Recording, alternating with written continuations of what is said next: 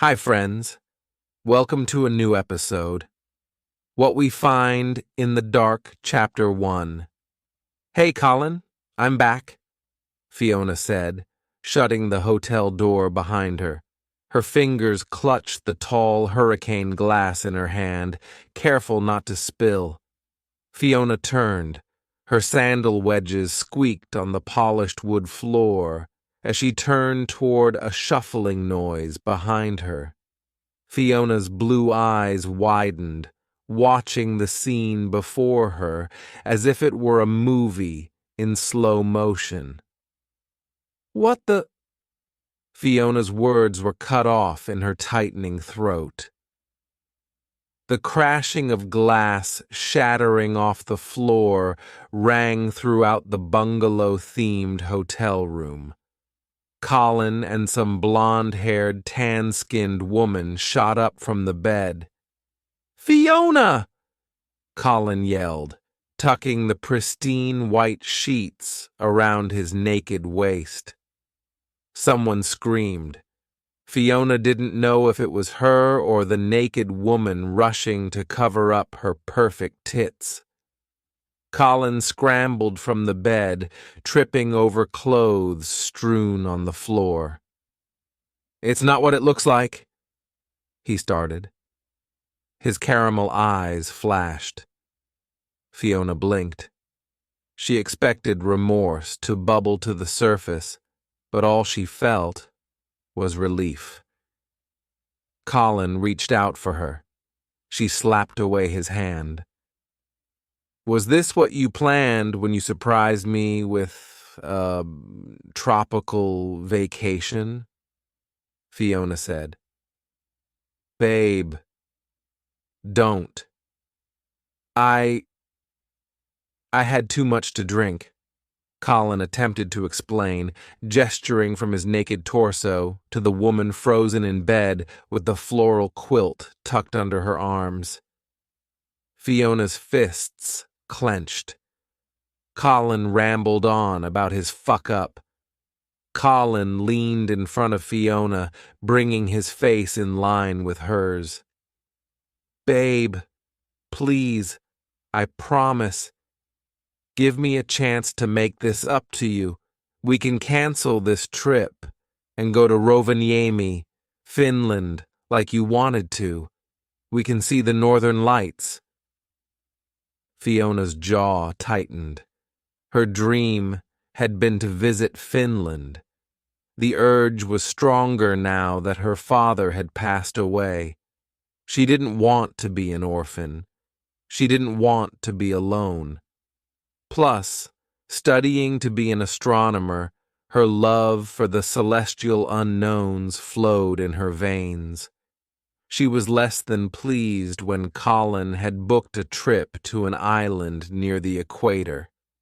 Hearing Colin grovel grated on her eardrums. In the most unlike Fiona way, she lifted her arm back and rammed her tiny fist into his face. Pain radiated up her arm. The woman in the bed gasped, and Colin yelled, "Ow! Fuck!" The hand that held his sheet over his manhood grasped his eye. The sheet fell to the floor. Fiona's eyes drifted down and back up. She clutched her hand close to her chest and turned on her heel. She collected her stuff from the bathroom and shoved them into her suitcase. "You punched me. You bitch. I knew you were crazy, always looking at the sky instead of what was right in front of you." Fiona ignored Colin and continued to move through the hotel room, gathering her things. "Shauna, get me some ice," Colin told the other woman.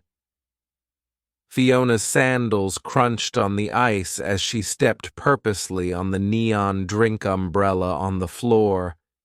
She picked up her purse, set her suitcase on the ground, and opened the hotel door.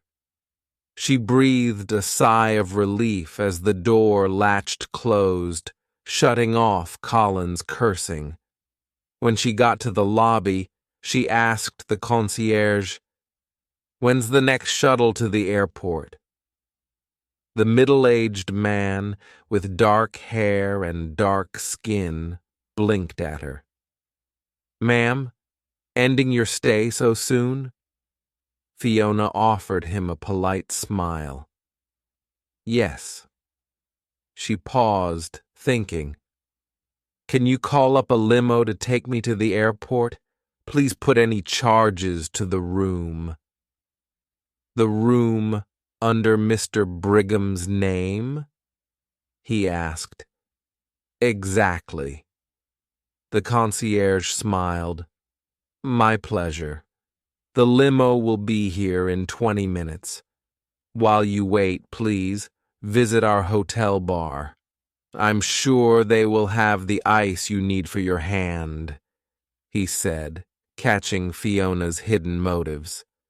Fiona nodded and did just that. Chapter 2. Fiona stepped off the airplane, clutching the airplane blanket around her slim body. The brutal wind whipped through the air, instantly chilling her. "What was I thinking?" Fiona said out loud to no one. Puffs of breath plumed from her mouth. Her bright green toenails stood out against the crystal white snow that blanketed the ground. The rest of the travelers pushed past her, giving her odd looks. She was utterly aware of how idiotic she looked, dressed in a sundress, standing in the middle of a polar night winter. Rovaniemi, Finland, was a complete 180 from the tropical island she left many hours ago. Rushing forward, her feet crunched on the snowy ground as she pushed through the doors that led into the airport. A blast of hot air warmed her body. She breathed a sigh of relief. Her toes and fingers felt like they were going to fall off. Scanning the tiny airport, she found what she was looking for: a clothing store. She pulled her suitcase along behind her, ignoring the glances of travelers and workers. She rounded her shoulders as she approached the counter. The worker behind the counter gasped, raking her eyes up and down Fiona's summer attire. "How can I help you?" the tall, blonde salesgirl asked. Her Finnish accent was thick. Fiona slammed her suitcase on the counter, making the girl flinch. "I need winter clothes, but this suitcase is full of shorts and tank tops." The salesgirl opened her mouth, but was cut off by Fiona's red and swollen hand. "I'm fully aware that Rovaniemi is currently experiencing polar nights and temperatures below zero, since the angle of the Earth essentially makes the sun disappear. But I was just on a stupid tropical vacation with my boyfriend, well, now ex-boyfriend, when I caught him cheating on me with some tanned, fake-boobed bimbo. So I changed my vacation at the last minute. Is there any way I could trade you my clothes for some more appropriate ones?" The girl swallowed before offering Fiona a bright smile. "My boyfriend cheated on me too," she said, opening Fiona's suitcase and inspecting the clothes. "Let's see what we can do." After an hour, Fiona was decked out in a Sherpa long coat, thick gloves, a wool hat, and snow boots. Her suitcase was equipped with winter clothes, except for the bikini the salesgirl insisted she keep for the hot tubs. Fiona looked at the card the salesgirl handed her. There was a name and number of someone to take her to the local hotel, Jonas Harju. She dialed the number. After 3 rings, a low voice answered, "Hey. Hello? Is this Jonas?" "Jew." Fiona cleared her throat. "Do you speak English?"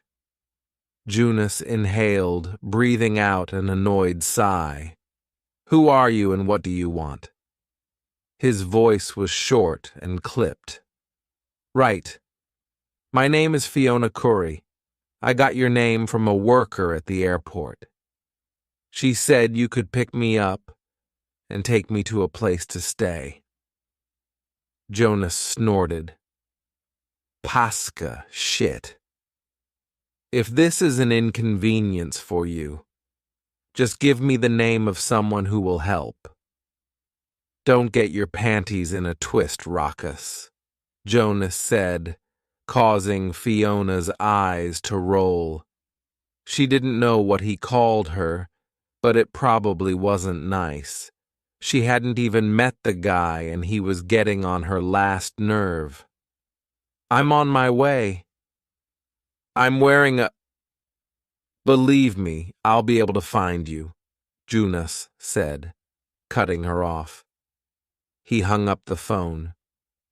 Chapter 3. Fiona tugged her coat closer to her body. Despite the frigid temperature, she couldn't take her eyes off the sky. Rovaniemi was a small town with tiny cottages and snow-covered buildings in a breathtaking mountainous backdrop. Millions of twinkling stars sprinkled the sky. Her eyes couldn't look at only one place. The pictures that she studied didn't compare to the sights in person. The rumbles of tires sounded, breaking her gawking. 2 headlights stopped beside her. The truck idled. Fiona blinked her eyes. Was this Jonas? The horn honked. Fiona's face scrunched. Finally, the window rolled down. "Get in," the manly voice said from the inside. Fiona leaned forward, her voice caught in her throat. The guy sitting in the driver's seat stared at her with crisp gray eyes. His neatly trimmed beard covered his strong jaw and highlighted his full lips. He wore a beanie over his hair, hiding its color and length. The sleeves of his flannel shirt were rolled up, showcasing thick, corded forearms. She never noticed a man's forearms before, but she did with this guy. She swallowed. "Fiona, right?" the hot mountain man said. She nodded. It seemed words had escaped her. "I'm Jonas. Get in. We're wasting daylight." Her brain caught up. "There isn't any daylight," she snapped, opening the door and climbing into the warm cab.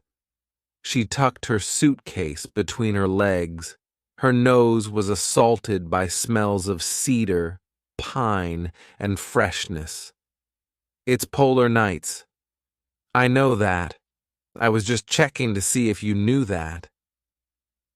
Jonas drove the truck forward, knocking Fiona back against the seat. "Jesus," Fiona breathed, gripping the overhead handle. Jonas laughed when he peeked at her. "Chill out, Raska. I know how to drive in the snow." The cab filled with silence and Jonas's smugness.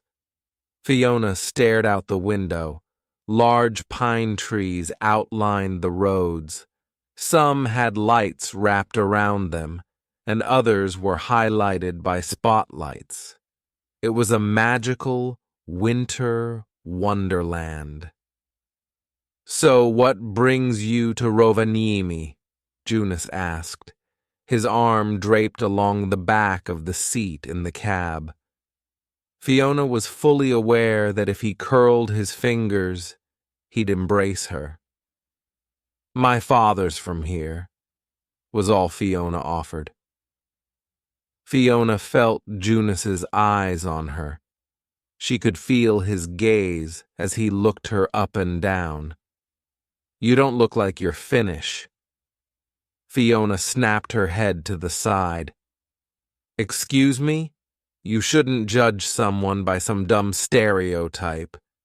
Just because I'm not tall with blonde hair and my last name isn't Skarsgård doesn't mean I don't have Finnish in my blood," she scolded. Junus laughed. "Voi luoja. My God, now who's stereotyping?" He removed his cap, revealing dark hair. "And Skarsgård is Swedish, not Finnish." Fiona frowned. "You know what I meant," she said, crossing her arms over her chest. "I'm just pulling your leg, Fiona. But honestly, what brings you here?" Junus offered, after a couple of minutes of silence. He guided the truck up a narrow, snowy road. Fiona looked up at the sky. The stars were even brighter out here. Her eyes trailed along to the horizon. Hints of green and purple had appeared in the sky. As the earth turned, the northern lights would rise in the sky, as if it were the sun. Fiona sighed. She pointed out her window. "That. The aurora borealis. My father just passed away, and after a disastrous start to some time away, I realized that I should start accomplishing my dreams." "Pascha." "Shit. Sorry to hear that," Junus said. Fiona looked over at him. He flicked his gaze over to her. His eyes were sincere, causing the gray to sparkle enticingly. "Does that tropical vacation have anything to do with your bruised hand?" Fiona thawed under his observant gaze. "Yup." "I'm sure there's a good story there. What's your unexia? Your dream?" She kept her eyes on him, examining his profile. She felt the urge to tell Junus everything about herself and wanted to know everything about him, despite his icy exterior. "My father talked about the northern lights all the time. They're one of the reasons I became an astronomer." The truck came to a stop in a snowy clearing. Fiona couldn't believe her eyes. Tiny, yellow, glowing windows littered the side of the clearing. To the other side, a larger cabin was tucked between pine trees. "Where are we?" Fiona asked, leaning forward in her seat. There were no lights, except those illuminating from the tiny cabins tucked into the side of a snowbank. "My sky-gazing hotel," Junus said. He opened the door and climbed out of the cab. Before he shut the door, he said, "Come on, astronomer. I'll show you to your cabin." Chapter 4. Fiona halted in her path from following Junus and his tight ass. Seas of bright greens, purples, and blues swirled above her, twirling and waving in a mesmerizing pattern. Their colors bounced off the snow, creating a disco ball effect. "Oh my God," she breathed out. The stars looked like glitter that the gods had spilled onto the earth. Junus stopped and turned around when he noticed Fiona had stopped. He followed her line of sight, looking up too. "I'll never get used to this." I know there are scientific reasons for the creation of the northern lights, but standing here, underneath them, so close that I could reach out and run my hand through them, I think science missed something. Junus stepped closer to her. His warmth wrapped around her like a warm blanket.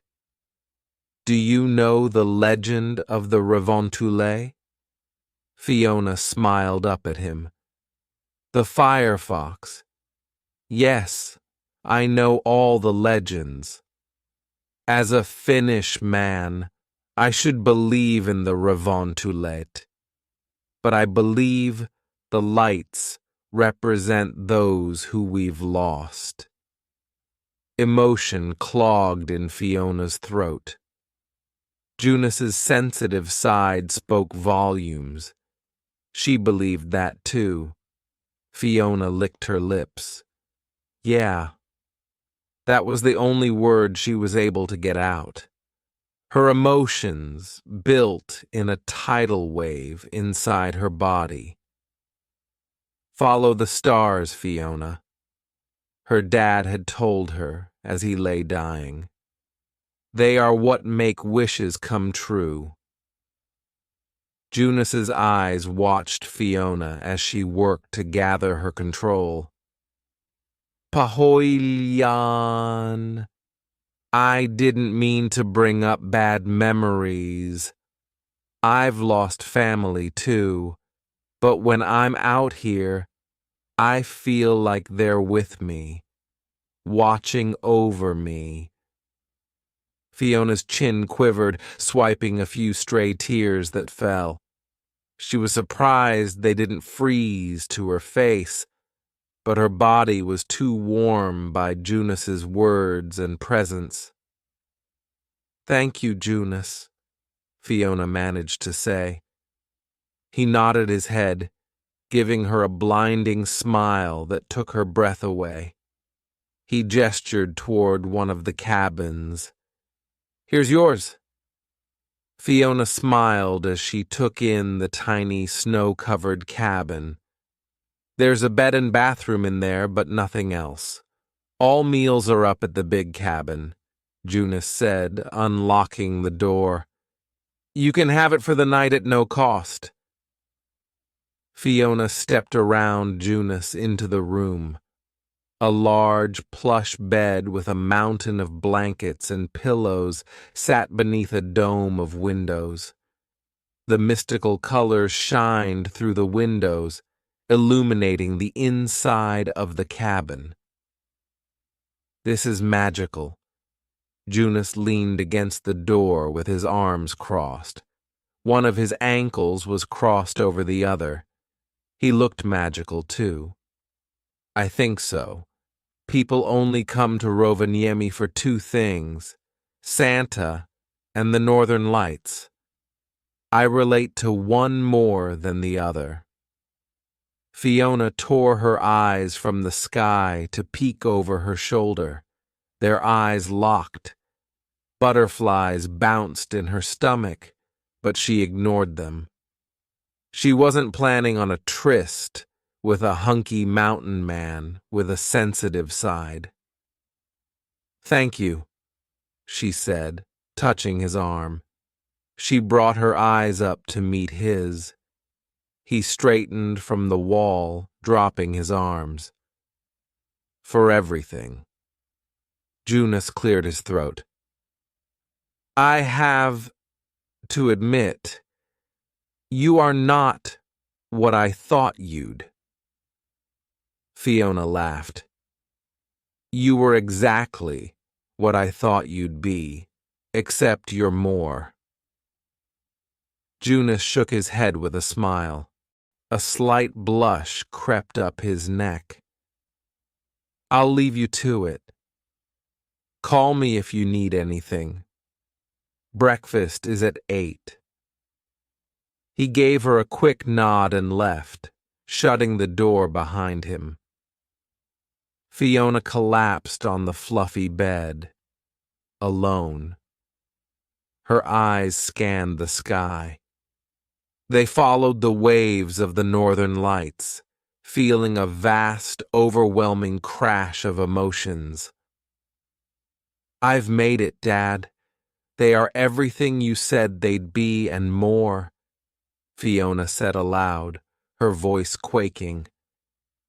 Sadness climbed up her chest, planting itself in her throat. For the first time in several days, she lay in her grief, accepting it.